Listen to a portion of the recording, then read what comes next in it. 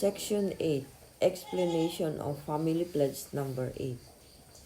Our family, the owner of Channel Group, pledges, having entered the completed testament age, to achieve the ideal of God and human beings, united in love through absolute faith, absolute love, and absolute obedience, and to perfect the realm of liberation and complete freedom in the King of God on earth and in heaven by centering on true love. 8.1. As we enter the completed testament age.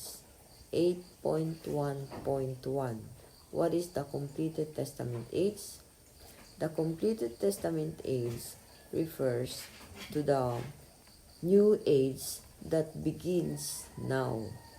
It refers to the time when we can establish one unified world of peace through the oneness of families, tribes, peoples, nations, and the world. This represents everyone, not only the family. By uniting the world and uniting the whole universe, we enter the completed testament age. When we establish a world that befits the completed testament age, after uniting the present world through the new families based on the four realms of hearts and the three great kingships, we will finally have one world of peace. What is the completed testament age? Serving and caring for the true parents and the true God, centering on the relationships of love, life, and lineage, we are returning to the period when human beings have dominion with which they can act on behalf of God's authority, represents the subject being of the whole world and standing there in the center position. An age full of hope is coming. I would like to quickly prepare for this before it is too late. Since the creation, God's providence of restoration has gone through tens of millions of years of history, but its standard has not yet been established. Reverend Moon finally arrived, established the Unification Church, and revealed this truth, making this possible. That is why he announced the completed testament age and the true parents. This is an event that has a great effect on world history. Yet, rather than calling it an event, it serves as an origin to found a new world. The philosophy of the true parents and the expression completed testament age embrace such a meaning.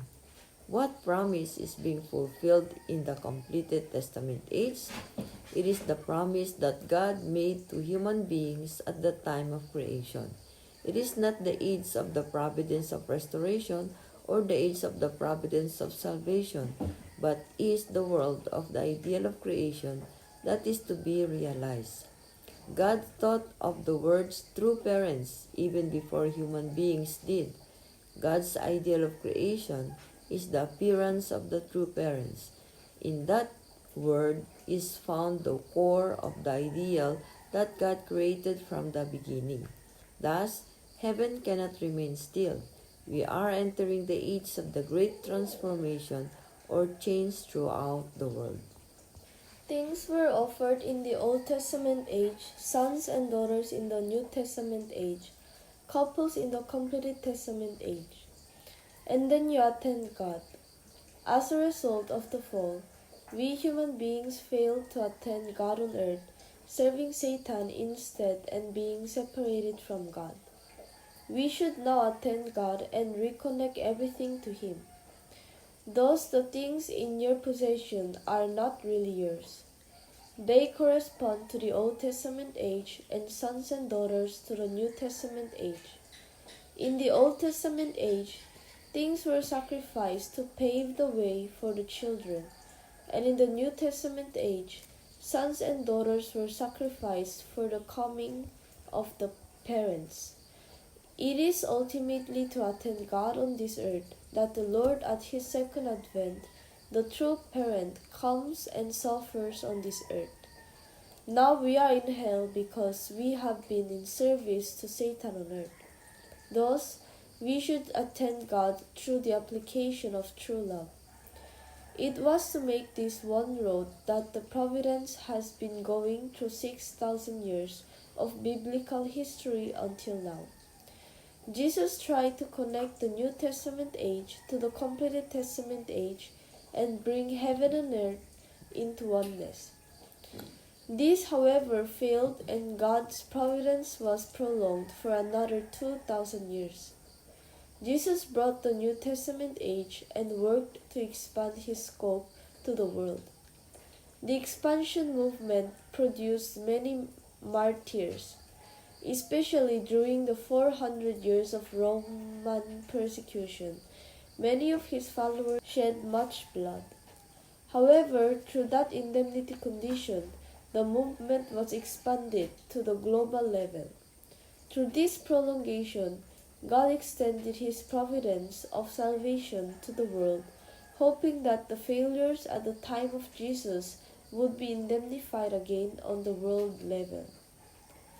Then, how could God's providence go beyond the New Testament age and enter the completed Testament age?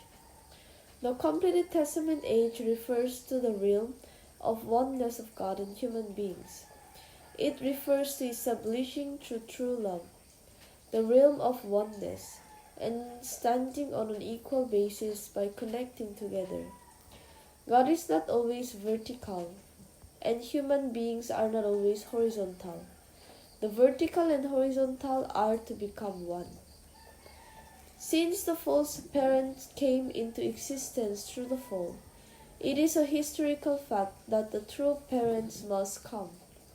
As long as the fall is known, there is no way for this to be denied. Because of the fall, the promise of God could not be fulfilled. The Old Testament is the promise made in the past, and the New Testament is the promise renewed. The completed Testament age continues to fulfill the promise. This is logical. What kind of age is completed Testament age? In the age, we do not live with Satan, but with God. Hence, the fallen realm must be eliminated. The elimination of Satan's world is possible because now is the time when all nations and the world can return to God. By clearly knowing about the details of the kingdom of heaven, we can eliminate the false world, which goes against the principles of God.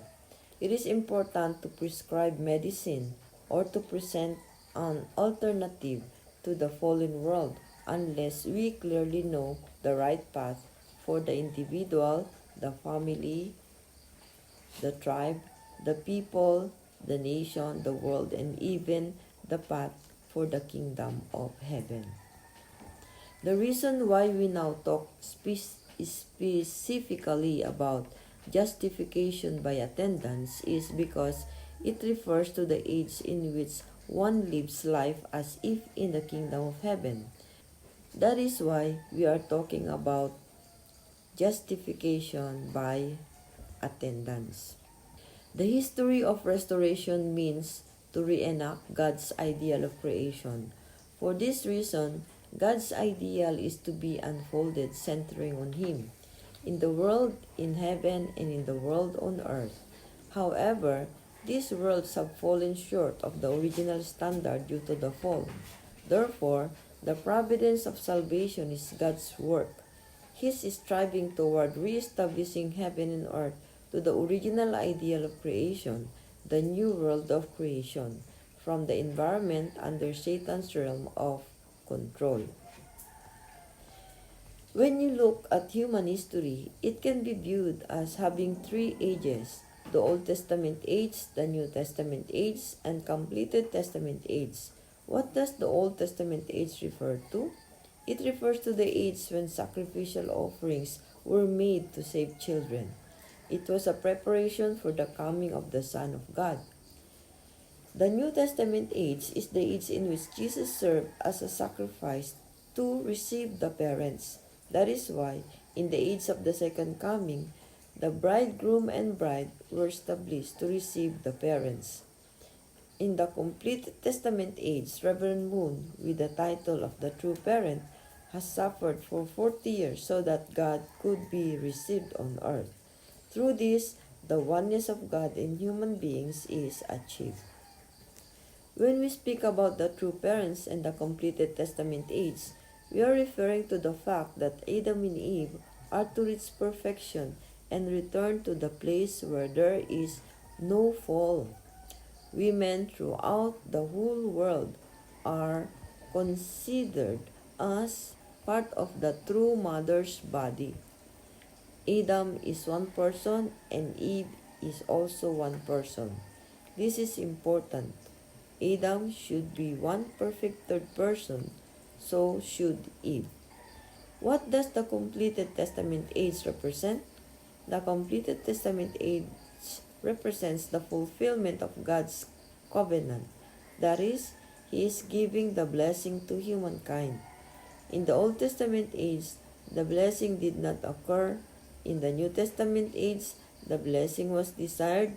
And in the completed Testament age, the blessing is attained.